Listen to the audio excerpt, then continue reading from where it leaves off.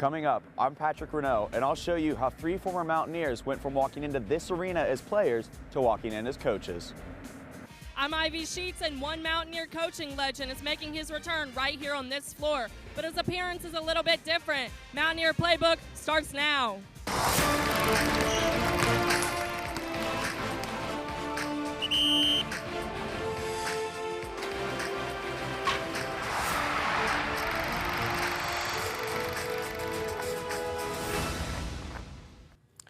The WVU men's basketball team is halfway through the season, and Mountaineer fans might recognize some familiar faces on the bench. I'm Jonathan Hamilton. And I'm Rachel Liebert.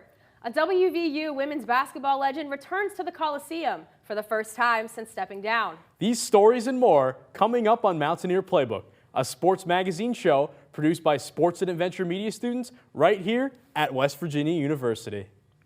Alex Ruoff, Deshaun Butler, and Jordan McCabe. These are names Mountaineer fans know well. That's right, Rachel. They're probably best known for the years they put on gold and blue jerseys and took to the Coliseum floor. But now they have a new role with the Mountaineers. Patrick Renault reports. The term once a Mountaineer, always a Mountaineer is thrown around a lot. But for some former men's basketball players turned coaches, it's true. And I love this state. I love this university.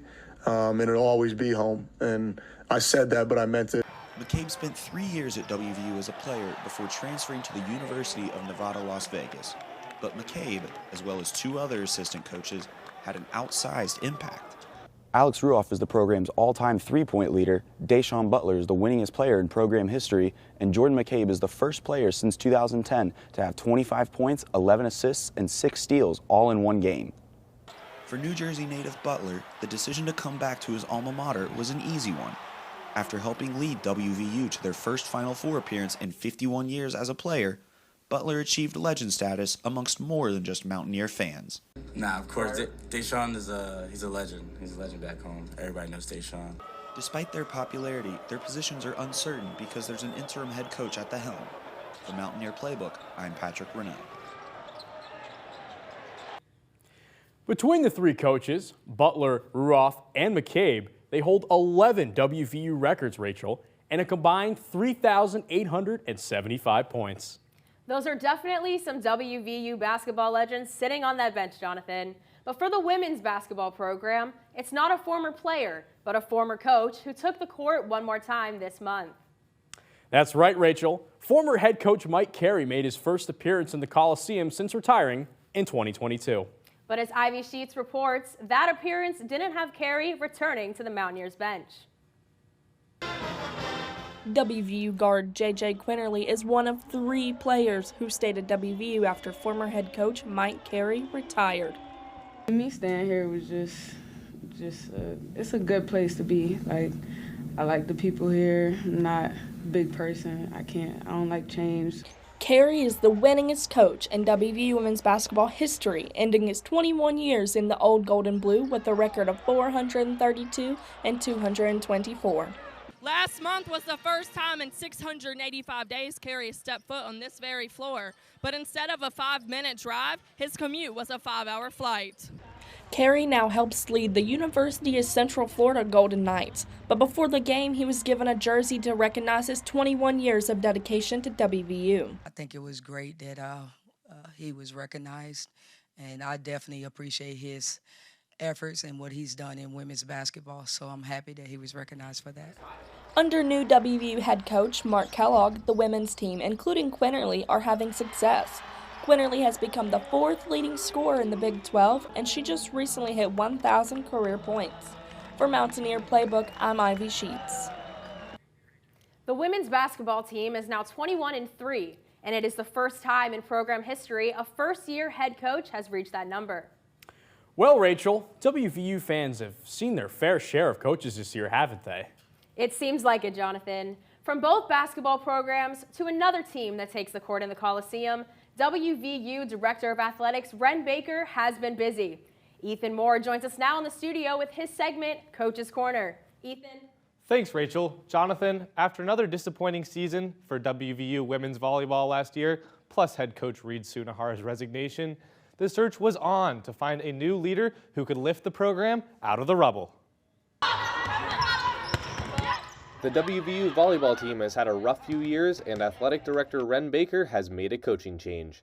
Former Washington State head coach Jen Greeny took the reins of the program in December and says its conference is a part of what attracted her to Morgantown. West Virginia being part of the Big 12 for sure, and then Ren Baker and his vision for the growth of West Virginia volleyball and getting us on the map and just the athletic department as a whole. Greeny took Washington State to the NCAA tournament 8 years in a row, but the university was left behind in a collapsed Pac-12. WVU volleyball went 9-22 last season, but Jen Greeny hopes to turn the program around and continue her 3-year streak of 20-plus win seasons right here in the Coliseum. Senior Haley Green says so far she's seen an improvement in the team. We had really good culture and chemistry off of the court, but I think on the court we didn't communicate enough and we didn't communicate effectively, and I think now that's a really big part of what's making our culture so good. Greeny says culture is a big part of her coaching priorities. Just building a culture and the foundation is probably the most important thing as you're trying to build a program. So, and then recruiting, I think some lofty goals, are going to be in these first couple of years getting into the middle of the Big 12. Greeny hopes to continue her tournament streak this year with the Mountaineers. While Greeny lost 6 players to the transfer portal before taking the helm of women's volleyball, she has already filled some key positions.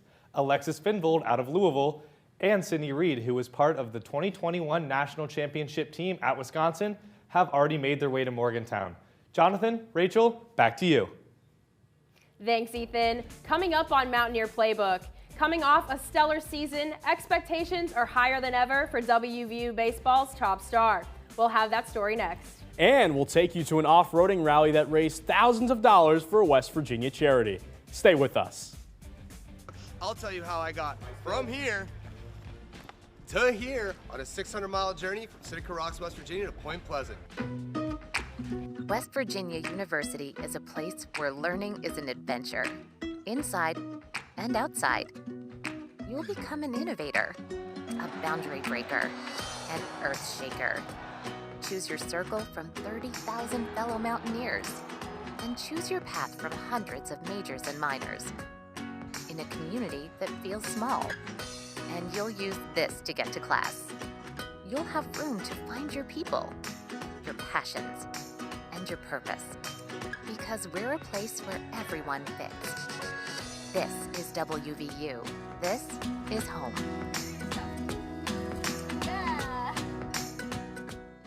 Quiet and ready in control room. 3, 2, 1. Fade in bumper. WVU News is local, in-depth, and always on the move for you.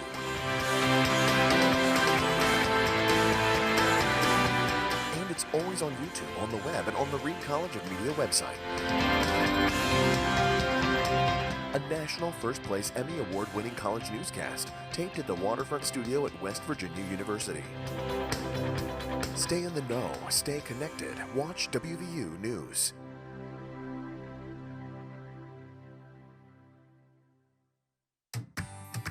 Mountaineers know. Let's go! Really means let's try. Let's create.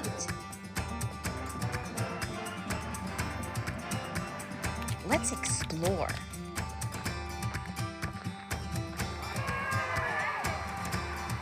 And let's do it all together.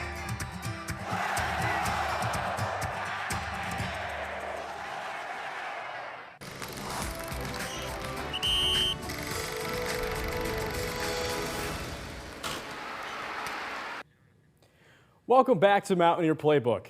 Since 1997, WVU baseball has only produced 2 first-round draft picks. However, that could change when the MLB draft comes around in mid-July. That's right, Jonathan. This Mountaineer infielder is not only projected to go in the first round, but first overall. And that means some high expectations this season. Chris Jones has the story. There have been a total of 33 WVU baseball players who have started in an MLB game since baseball was established at WVU in 1892. In just 10 years of being head coach at the university, Randy Mazey has helped produce 6 of them. The fact that they play at West Virginia, play in the cold weather. The travel that we go through is such a grind here that just naturally playing in this program prepares you pretty well for the next level. Infielder J.J. Weatherholt is headed into his third and what could be his last year at WVU, and is looking to be number 7 on Coach Mazey's list of pros. J.J. Weatherholt has been named preseason Big 12 Player of the Year, a preseason first-team All-American, and is MLB.com's projected number 1 draft pick. But will the star baseball player be able to handle the pressure of high expectations?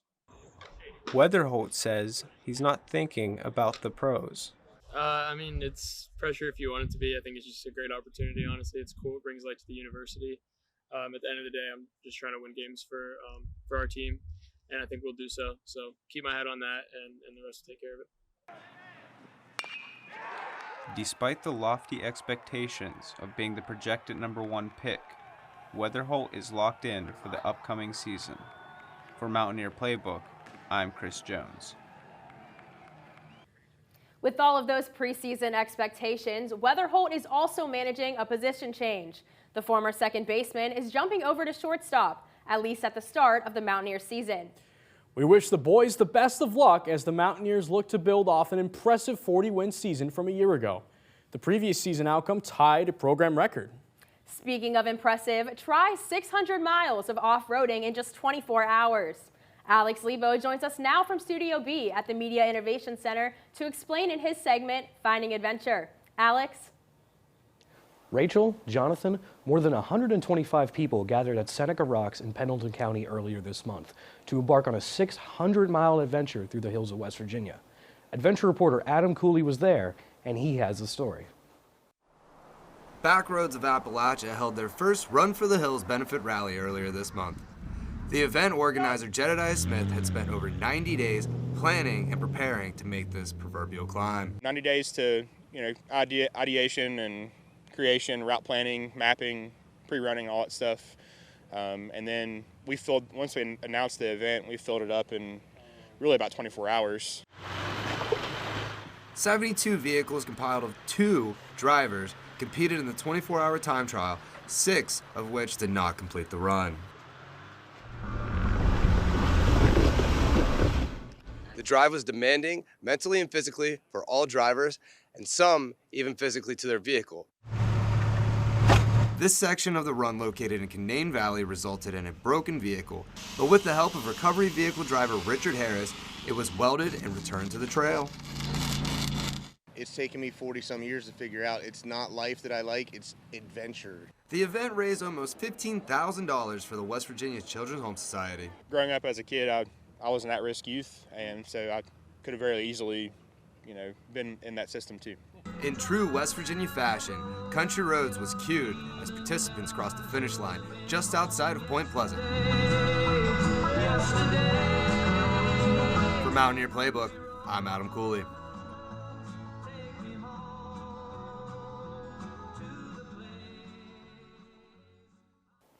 The 24-hour adventure took participants through some of the state's most popular adventure destinations, including Spruce Knob and the New River Gorge.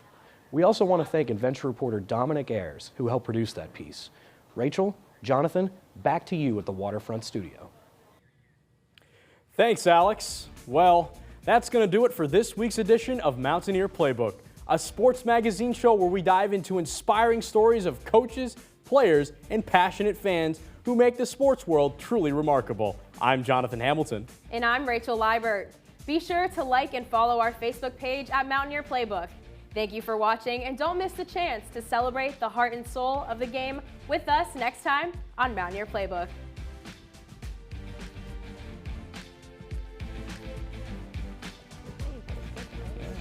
That was solid.